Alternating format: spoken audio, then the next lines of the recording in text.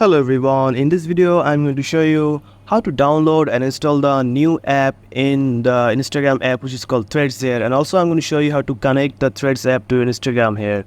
So first you need to go to Play Store here.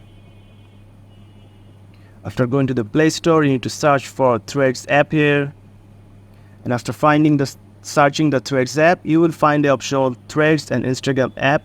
So you just need to tap here, and you just have to tap on install, and it will start to download here, and it will automatically install in your phone here. And after downloading the Threads app you just need to tap on open here, and it will go to the Threads app, and you just have to connect your Instagram account in the Threads app here.